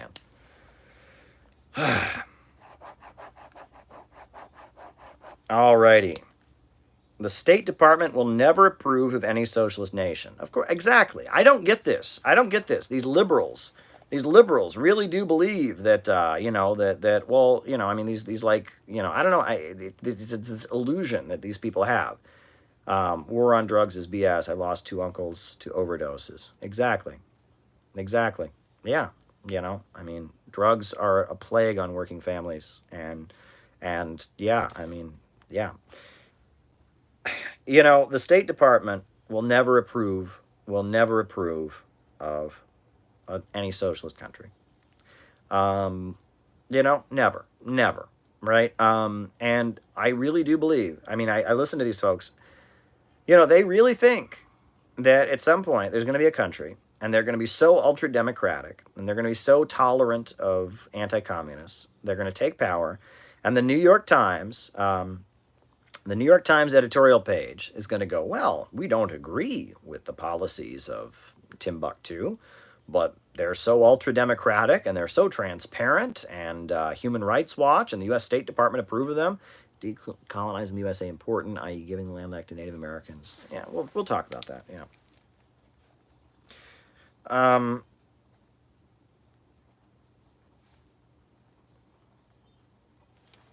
You know, they really do believe that if socialist countries were just ultra democratic or tolerant, that the U.S. State Department and the New York Times and all of them will just go, oh well, we don't agree with it. No, they'll make up lies. They lie, they lie, they lie, they lie, they lie all the time. Okay, I've been to Venezuela. Venezuela has bent over backwards to accommodate the opposition there. They have ads on television. They have public rallies with thousands of people there, right? They have Juan Guaido, who's declared himself to be the president, you know, and he's getting support by the hostile United States. Okay? Right?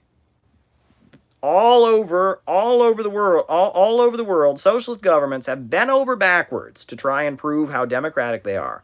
And no matter what, they still call them brutal dictatorships. They do. This is just the truth.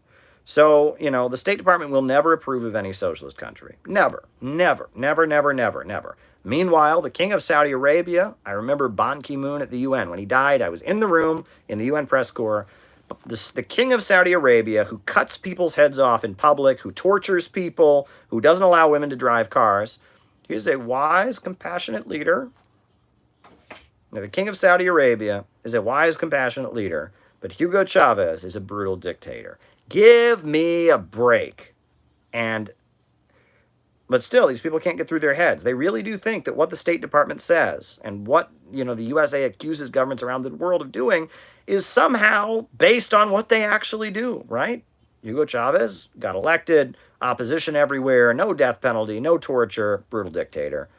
The King of Saudi Arabia, not elected, absolute monarch, beheads people, tortures people, public executions, doesn't let women drive cars. Oh, you know, he's a wise, compassionate leader. They're full of bullshit. Okay? They're full of bullshit. Okay? And the bullshit is going to come out based on what's in the interest of Wall Street bankers and big corporations, not on what's in the interest of the people. All right. Our centrally planned economy is the only thing that make a country socialist. Well, no. Okay? And this is where it gets a little bit murky, but I've explained this before and I will explain this, okay? Walmart is centrally planned. It is, right? It's huge. It's $1 billion corporation, all kinds of different products, all kinds of different employees. It's centrally planned to maximize the profits of the shareholders. It's not a whole country that's centrally planned, but it's multinational. It's all over the world. It's bigger than a lot of countries. It's a huge corporation, centrally planned to make profits for the owners. Amazon, great example of central planning, but central planning to make profits for a group of shareholders. There's a lot of planning under capitalism, but that planning is carried out for the purpose of making profits. Okay? However, socialism is when the banks, factories, and industries are planned rationally, not in the interest of profit, but what is to the interest of all of society.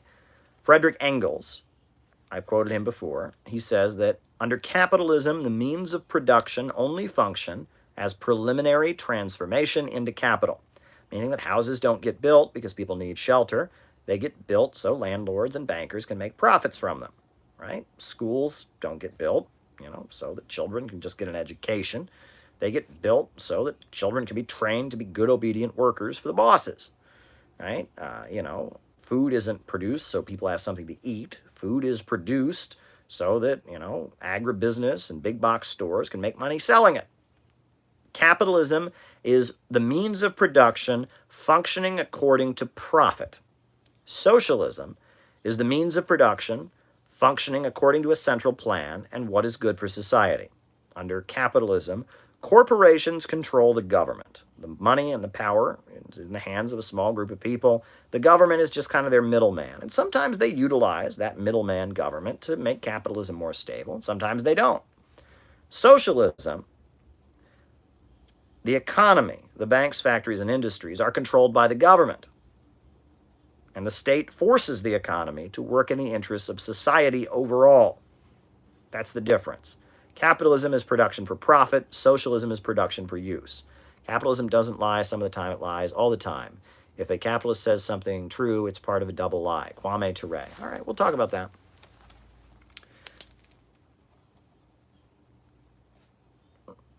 But yes, that's the difference. It's not planning in and of itself, right? You're right. You're right. You're getting at something. But yes, the difference is why is production being carried out? Simply for the profits of the owners or according to a state central plan forced to work in the interest of all of society. That is the definition of socialism. And that state ownership in and of itself isn't socialism. Saudi Arabia, very high rate of state ownership. All the state does is facilitate profit flowing into the hands of the royal family. Singapore, very high rate of state ownership. All the state does is ensure stability in society and profits flowing into the hands of the few, like 4 or 5 ruling families at the top.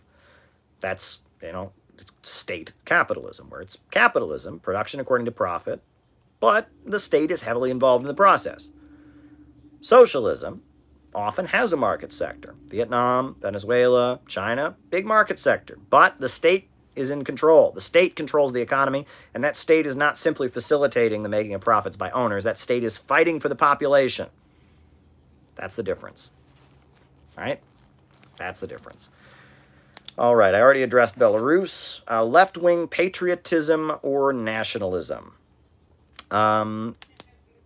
Patriotism is simply love for the country in which you live and wanting to make a better life for those countries. So if you're really left-wing, if you're really a socialist, you have to be patriotic because you want life to get better for the working people of your country, right? It would be in the interest of the United States to have socialism because it would make a better life for the people. It would be in the interest of the United States to get rid of imperialism because it would lead to us having a better relationship with countries around the world, trading with them in a mutually beneficial way, right? Leftists are patriotic because we want life to get better, right?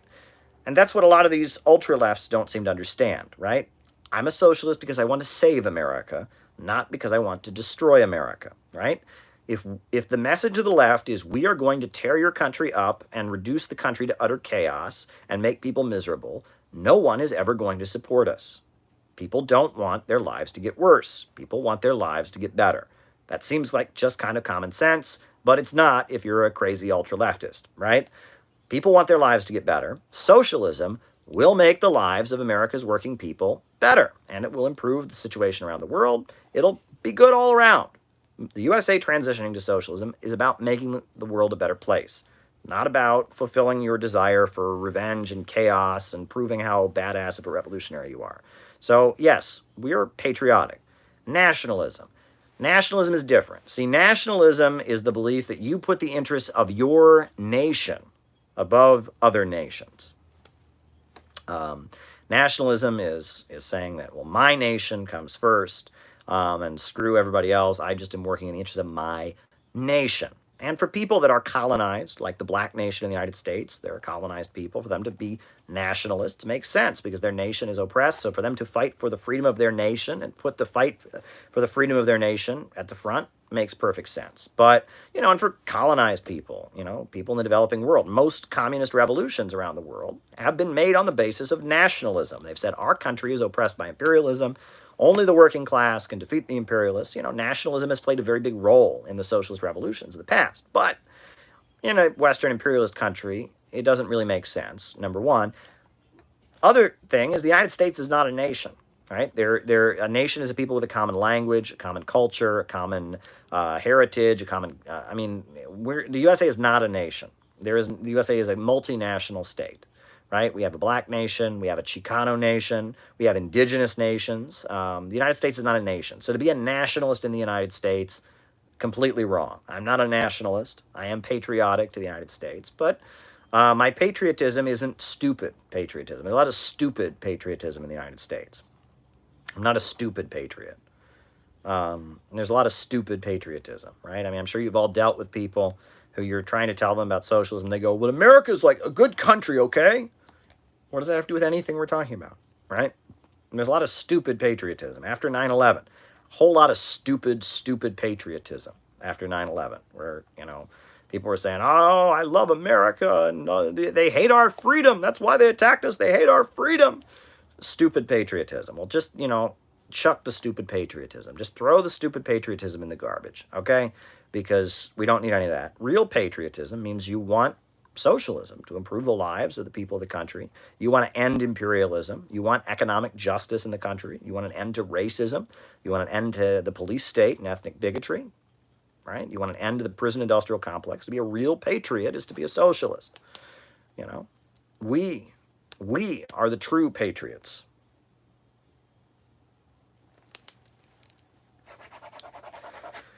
Okay. Fourth Industrial Revolution and the Great Reset. Well, look, the World Economic Forum scares me, all right? And at the top of the global economy are a lot of Malthusians who've realized that they don't need us working people anymore. They don't need us at the assembly line. There's way too many of us, and, they can't make profits from us any longer. They've got automation, and there's just this huge population of people that they consider to be excess, and they're trying to figure out how to transition to a much lower rate of consumption among the population and a much lower rate of economic growth, and to reduce the human population. There is a Malthusian elite, okay? The ultra rich are Malthusians. They think we're useless eaters, and they want to get rid of us, okay? And it's very, very, very, very, very scary. And if you want to deny that, you can deny that all day. You can call me a Trumper. I'm not a Trumper.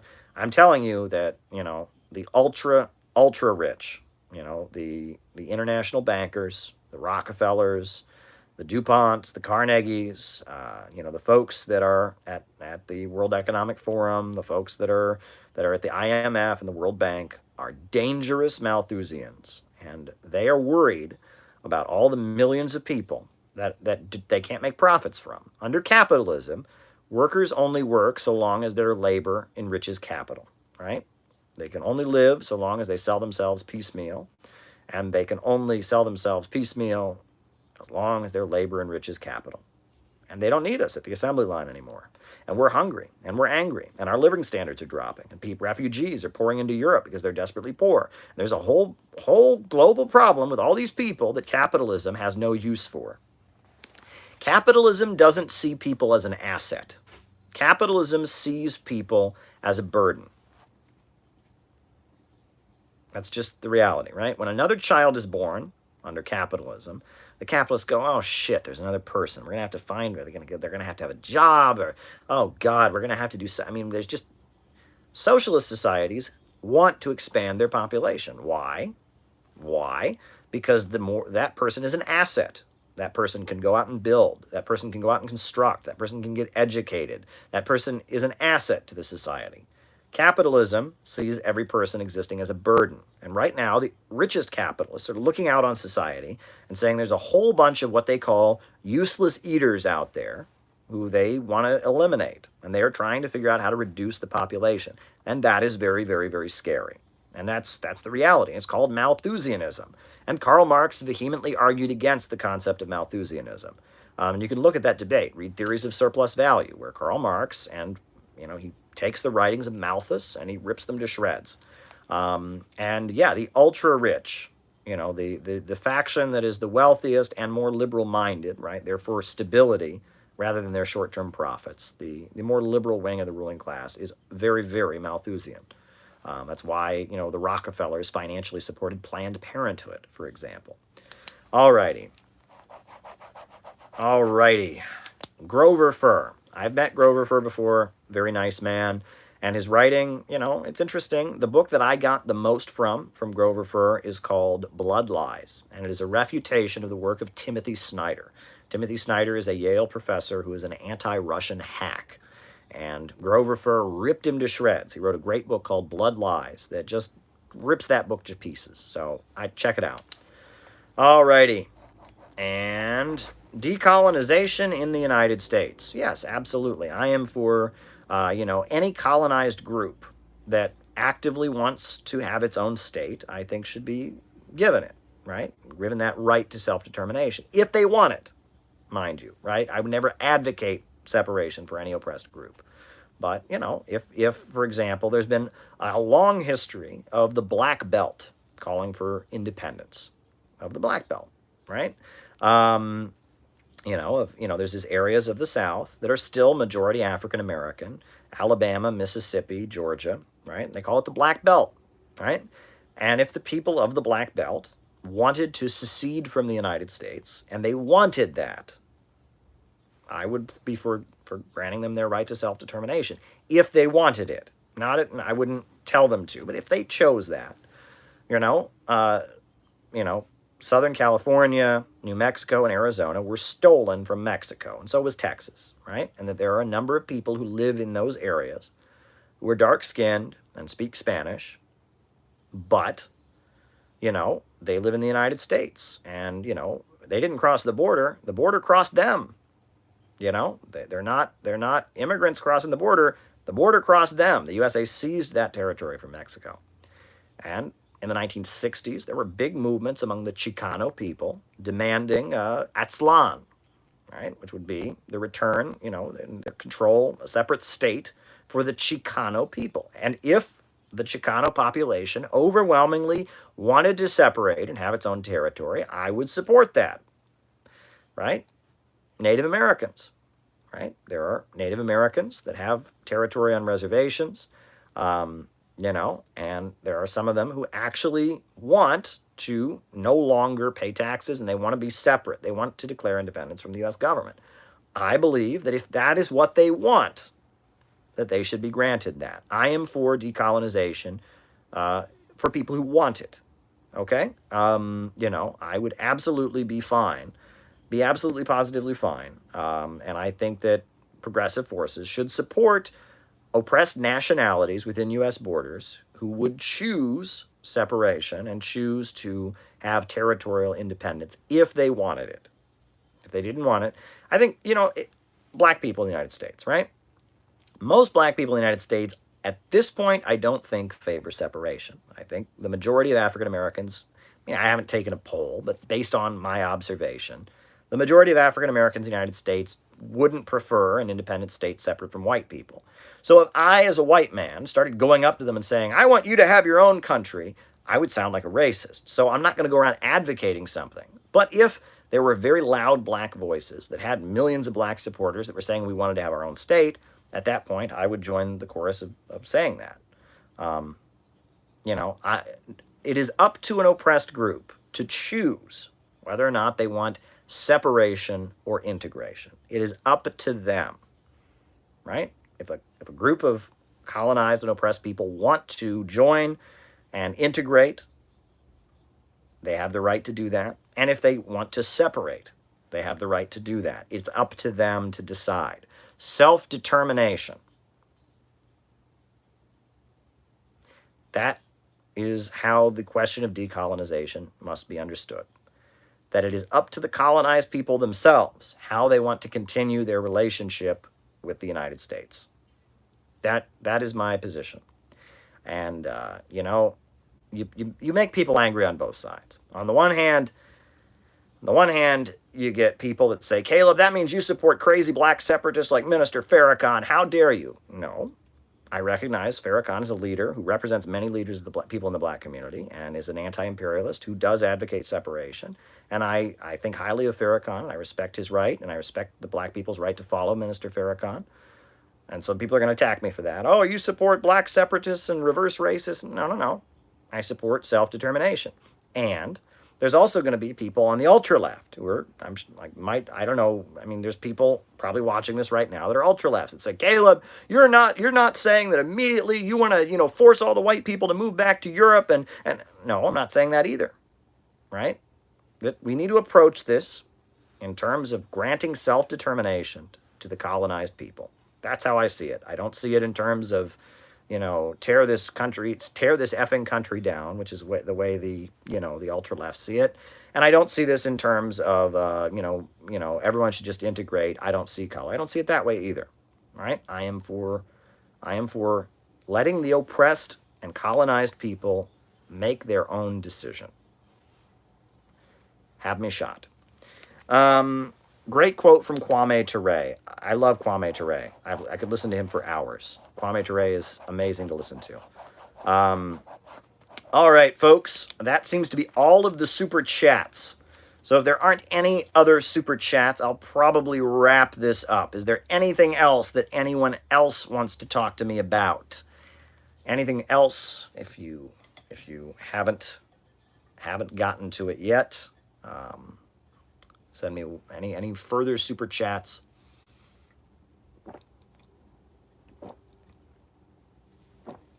Anything else, folks?